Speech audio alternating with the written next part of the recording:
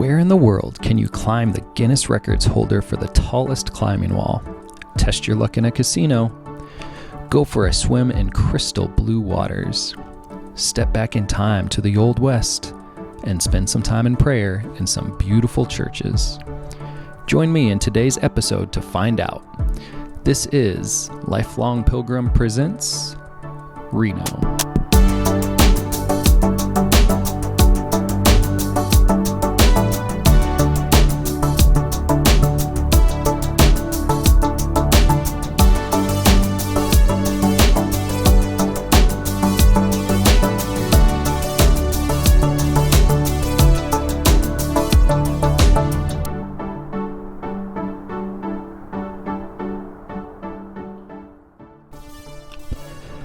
Nestled in the northwest corner of Nevada, along the California border, is the city of Reno.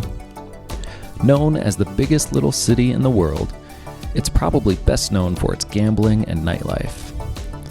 While the downtown of most cities are filled with skyscrapers, housing office space and business centers, the only buildings filling the skyline here are the casinos.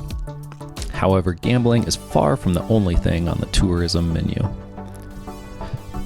If cars or history are your thing, check out the National Automobile Museum. If you're into climbing, make sure to stop by the Whitney Peak Hotel to take on the world's tallest artificial climbing wall, as declared by the Guinness Book of World Records. In the spring and summer, you can stop by the local minor league baseball team, the Reno Aces, to catch a game. Another favorite summer pastime for locals is the Truckee River, which runs right through the heart of the city. On a hot day, you'll find hundreds of people taking a dip or tubing downstream. There are plenty of great spots to grab a good meal or a drink, go golfing, plenty of arcades for the kiddos, and while Reno is not quite on the Vegas level, you can always find a show to watch. And of course, if you're feeling lucky, there's no shortage of slot machines and blackjack tables to be found.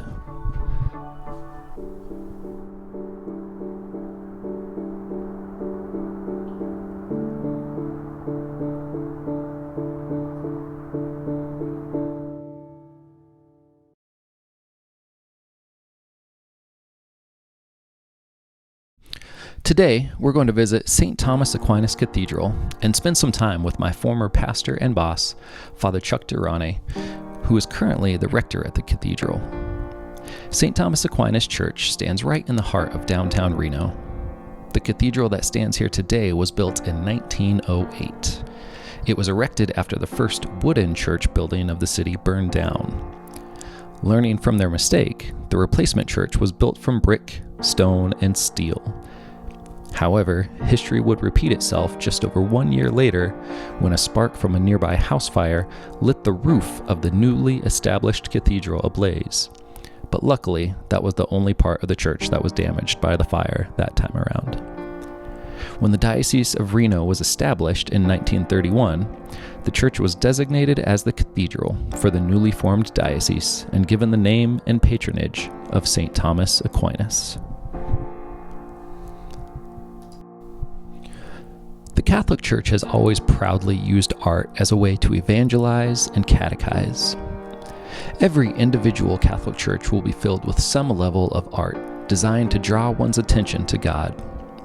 From the altar, to statues and paintings, to the architecture itself. It's all for the purpose of giving glory to God. The St. Thomas Aquinas Cathedral doesn't disappoint in this area. The architecture is a melding of classical, Baroque, and Renaissance styles. Like many churches, the walls are lined with stained glass windows. In a unique fashion, several of these pieces of artistic glass depict local figures who were a part of the foundation of the diocese, along with other major saints of the church. There's Father Gallagher, who was the first priest in Nevada. He was assigned to the area to provide for the great influx of miners and their families on the eastern side of the Sierras. Another popular local figure is Father Minogue, who helped to cement the foundation of the presence of the local church in Nevada. He would later be elevated to the role of bishop. The most central and iconic piece of artwork is the mural behind the altar. The theme is Jesus as the sacrificial lamb, the new and everlasting covenant of Jesus in the Eucharist. It depicts the story of salvation history using Old Testament figures such as Abraham and Moses on the left, and New Testament or church-era figures such as St. Peter and St. Augustine on the right, all pointing toward Jesus at the center. I was grateful to Father Chuck for finding some time to meet with me in his busy schedule to talk in a little bit more detail about the mural. So it begins Old Testament, facing Old Testament and New Testament, beginning with Abel, with the sacrifice of Abel, the lamb that he carries.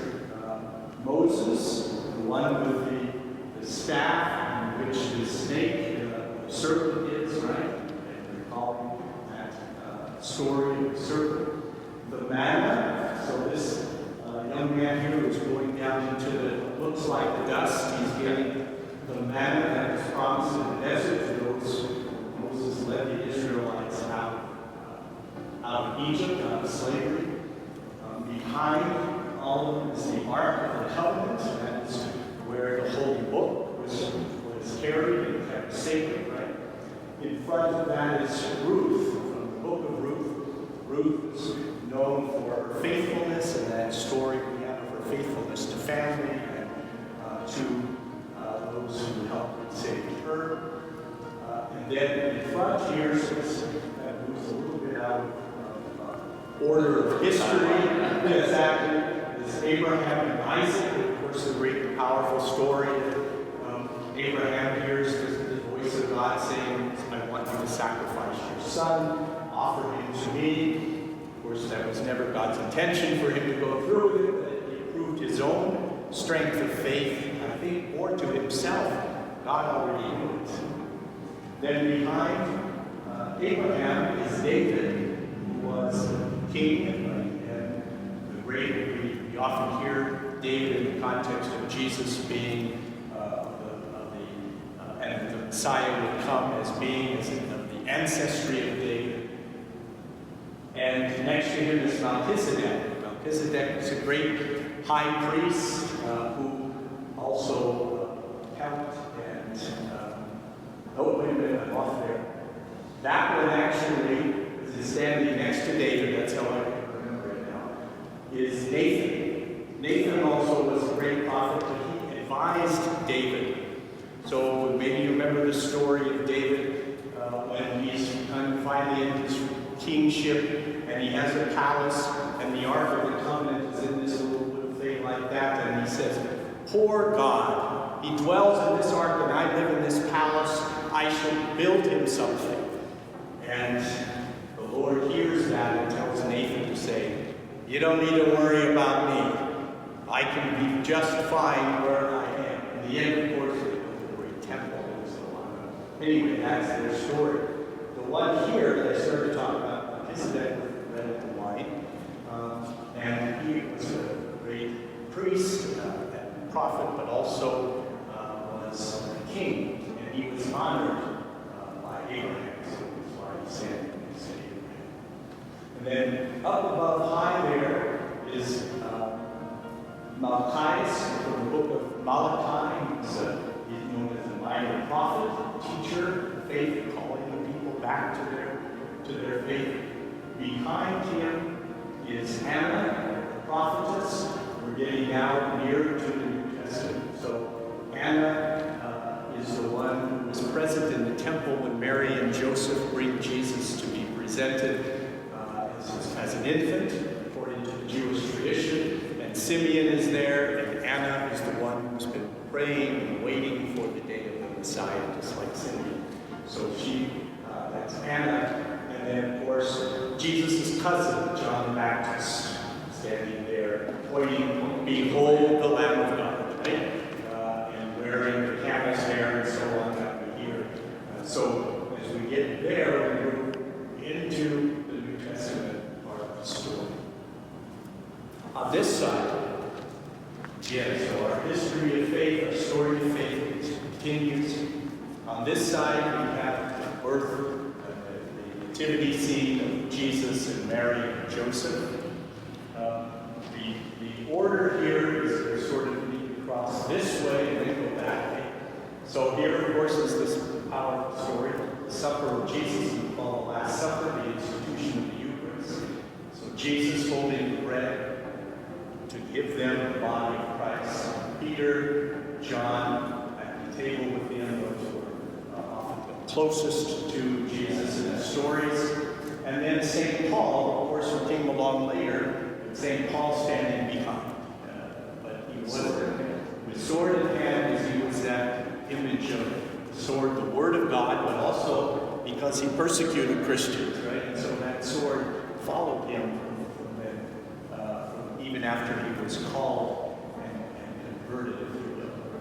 Then, if we come back over here, the purple, the bishop here, the purple is St. Augustine. And we're not sure who this little guy is in front of Augustine. My guess is the intention is it's Augustine in his youth. And then Augustine, of course, in his youth, he was not a Christian. His mother, Monica, prayed for him all the time and prayed for his conversion and so on, and he finally did. And then, of course, he becomes a great doctor and teacher of the church. Next to Augustine is St. Clare of Assisi. So she was a contemporary of Francis and followed in his footsteps at the same time. Was developing his church community, his religious community of the Franciscans. And then next to her is St. Charles Borromeo. Charles Borromeo was a strong figure during the Reformation time. So, and stand for the doctrine of the church and so forth. Very important figure, teacher. And next to Charles Borromeo is St. Basil Pascal, and St. Pascal was a Franciscan known for his simplicity, for his devotion to poverty and the chastity and obedience in the context of his vows, and also to the Eucharist, and thus that the gazing to the Lord of God, that connection to Jesus. So that St. Pascal, what I said his name wrong, Bela, St. Pascal Bela. And then finally, this would have been very near the time now of the painting, as you can see, the more modern clothing and so on. And that's St. Pius X, who was much earlier than the 1950s. He was the beginning of the 20th century, 1905 or something. But he is admonishing and encouraging the family to receive the Eucharist. And he's known for lowering the age of receiving First Communion to the child's age of what we still have today of 7 years old. So that's the little girl in her First Communion outfit, right? And again, pointing towards the Lamb of God.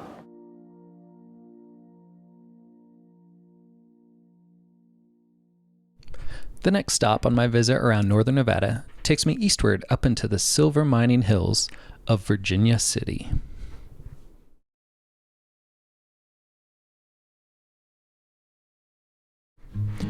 In its heyday, for a short period of time in the mid-19th century, Virginia City was one of the largest cities west of the Rocky Mountains. With its peak number of residents reaching 25,000, it was surpassed in population only by San Francisco. Hordes of people flooded the area in search of riches in the gold and silver mines buried deep beneath the hillside. Today, the city is a living shrine to its historical origins. With the current population sitting just around 600, it pales in comparison to its former glory, but it has maintained its roots. Walking around Virginia City is like stepping back in time. The small town takes visitors on a walk down Old Western memory lane as things like Route 66, Bonanza, cowboys, saloons, and every other kind of Old West memorabilia are immortalized throughout the town. And if you're real lucky, you just might see an old banjo player with an epic beard playing some old-timey tunes in a local saloon.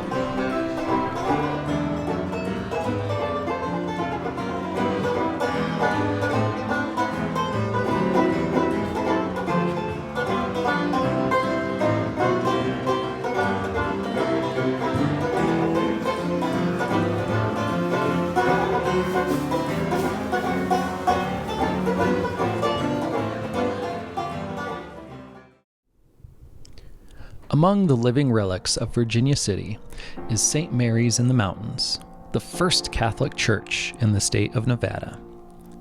The Catholic presence in the area goes back to the origins of the city, when brother priests, Father Joseph Gallagher and Father Hugh Gallagher, came to the area to meet the needs of the growing population of the young city. Similarly to St. Thomas Aquinas Cathedral, St. Mary's in the Mountains Church suffered loss or complete destruction at the hands of natural disasters, including a windstorm and a fire. But the resilient faith of the people, led by their priests, was unwavering. Each time the church building suffered a loss, it was rebuilt or repaired. Today, St. Mary's stands as a testament to not only the history of Virginia City, but also the faith of those previous generations. The interior of the church is home to a collection of artistic decorations from all over the world, maybe the most notable of which is the chandelier, which comes from Prague.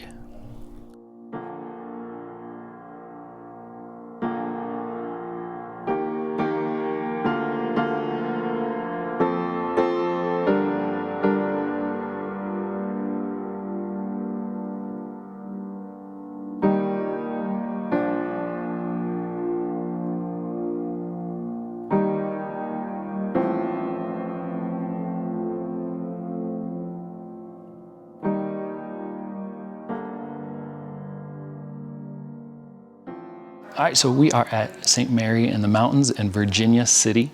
I'm with Pat, who is a volunteer worker, employee of the church here. How long have you been working here? 16 years. 16 years, oh wow, wonderful. And so you've a vast knowledge of the church, and so I wanted to pick your brain a little bit, and I'd love for you to tell us a little bit about the history of the church here. The Catholic presence in Virginia City, in fact in Nevada, began with the priest Father Gallagher. He was here in 1860, so they date our history here back to that point. He built a small wooden church that was destroyed soon after by the weather. And then it was not till 1862 that Father Minogue arrived here, being recently ordained in Paris, France. He had made a modest fortune for himself as a gold miner and used the funds to supply his education. Oh, wow. He returned to San Francisco, so with a mining background, he would be the natural to send up here. He built a small wooden church on the corner of F Street behind us in 1862. 1864, he added 2 schools, boys' school, girls' school, and ultimately an orphanage. Invited the Daughters of Charity to come here. Wow. Most of these settlers, third to half of the city was Irish Catholic, so the Catholic presence was quite substantial. At the height of things, there were 400 students in the Catholic schools, 4,000 parishioners in the parish here. The Great Fire of 1875 destroyed 2/3 of the city, and it damaged the church. It burned out the interior, left the exterior walls standing.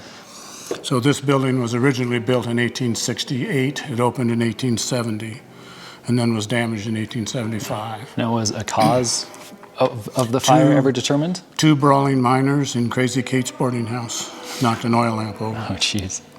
2,000 buildings burned to the ground in 14 hours. 10,000 people were homeless. Oh, wow. John Mackey, the Silver King, contacted Father Minogue, gave him access to his personal bank account, and said, "You take care of the needs of the people, I'll get the jobs back," and the mines reopened. Wow. Minogue spent $100,000 of Mackey's money in 1876 caring for the people here. Mackey had the mines reopened within 90 days. They were hoisting ore again from the northern mines. Wow. Now, I remember, I don't know if there's any truth to this, but I remember that at one point in history, Virginia City was actually a larger city than San Francisco and more of a hub on the West Coast. Not larger than San Francisco, but larger than any other city. It was the Yeah. third largest city in the 11 western states, Oh, wow. behind San Francisco. San Francisco was the gateway to everything in the West. Sure. So that's where the population center was. Wow. Yeah. Los Angeles had 8,000 people when Virginia City had almost 20,000 people. Wow. But San Francisco had well over 100,000. Okay. And so I can imagine this church must have been a major church for the Catholic. Yes. For the Catholic for the diocese. West. Well, what was the The diocese? diocese extended to Salt Lake City at one point. Yeah. And because of the Irish presence, this was the major force. There were 7 churches in the city throughout the history of the town. Yeah. 110 saloons, but there were 7 churches. Wow. It's the Old West, right? Yes. In the late 1950s, there was an attempt, well intended, but in the long run foolhardy, to modernize the church. The monks that were here, Cistercian monks from Wisconsin, thought it was too ostentatious, too fancy, and they were to make it simplified. Yeah. And the Bishop of Reno at the time told them that the Gothic look was no longer relevant, the church should be updated. From 1947 to 57, there had been 14 pastors in the church. Nothing had been done. There was no money. There was only 300 or 400 people in the whole town. Nothing was painted. Nothing was fixed. The roof was leaking. The choir loft that we're standing on was rickety and unsafe. And so they got a little carried away, but they thought it was too ostentatious, so they removed all the original stained glass windows, tore down this balcony that we're standing on. This only dates to 2009 again. Oh, okay. They removed the altar, cut off the top half, got rid of all the statues and all the decorations of the time period, leased them out to a local museum, and they were missing for about 25 years. Oh, wow. So Father Meineke came in 70, the late 60s, and he put in the stained glass windows and started the major restoration of the church. Wow. And then in the mid 1980s, the other artifacts began to return. And so the culmination of that and the major seismic retrofit we did in 2008, 2009 has brought it pretty much back to its original. Today, it's still an active parish. It's very small compared to what it was in the old days. Sure. The pastor, Father Nelson, comes up from St. Anne's in Dayton, Oh, yeah. which I find ironic because Dayton was a mission of this church for 50, 60, 70 years, and now the roles are reversed. Yeah. But it's, Would you say you typically have more tourists coming to Mass here? during the season we do, Yeah. yeah. Yeah. And it's the lifeblood of the parish, I'm afraid, Yeah. today. Is the tourism? Yeah. Yeah. And of course, the museum attracts a lot of attention. Yeah. And just driving into town, anybody who doesn't even know it was here is attracted to it just from seeing it. Yeah. Yeah. Yeah, that's great. Well, so now that we've checked out the church, why don't we actually let's head down to the museum and check some of that out. Perfect. All right.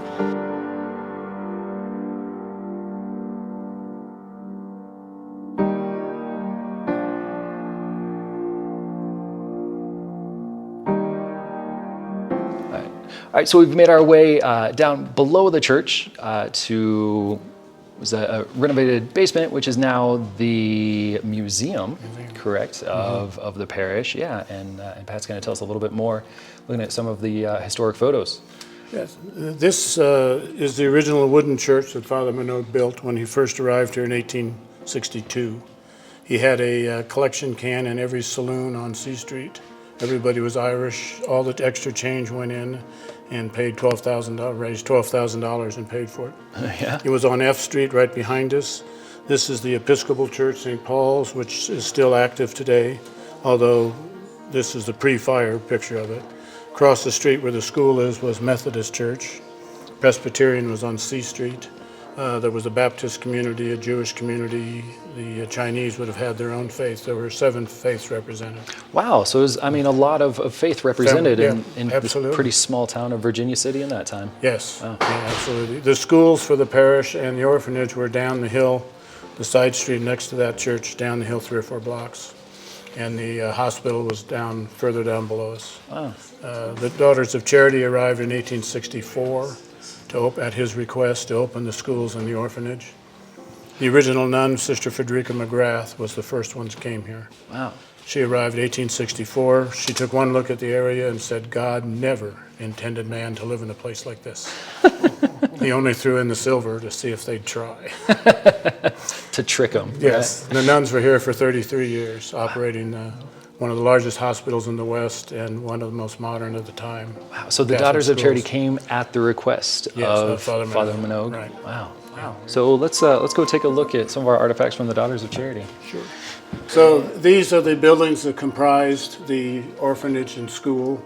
This entire complex here belonged to the church, the orphanage, boys' school, girls' school, convent, and chapel for the student body.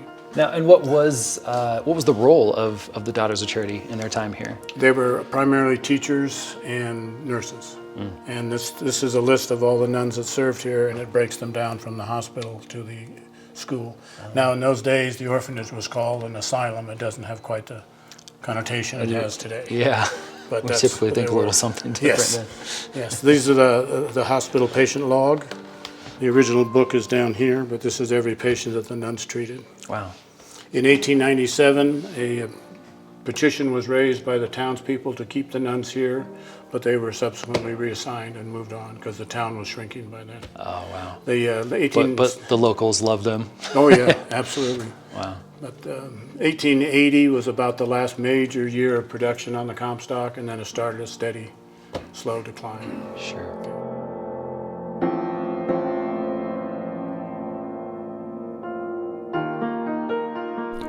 I was grateful to get to spend some time with Pat and learn more about the history of the Catholic presence in this area. There's some really cool artifacts down here in the museum that are worth a check out if you come for a visit. And of course, on behalf of the Catholic Church, we thank you for not sinning.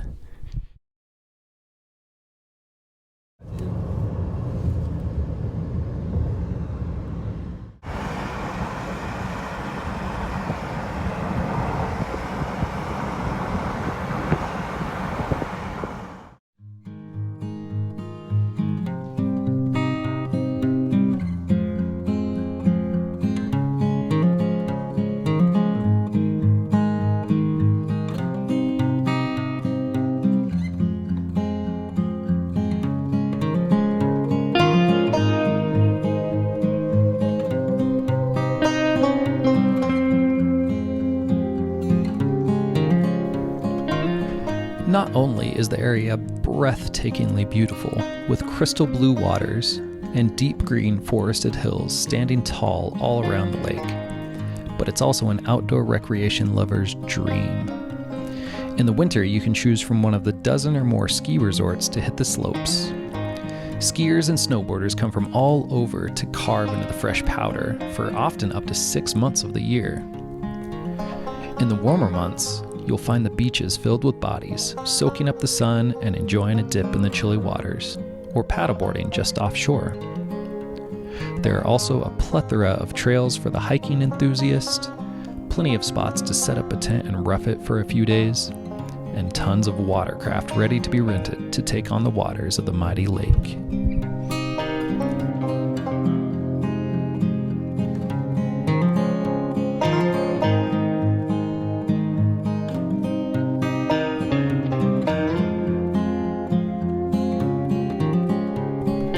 If the great outdoors isn't really your thing, you can always just hang out in one of the shopping centers, like Heavenly Village, where good food, good drinks, shops to pick up a souvenir, and live music are in excess.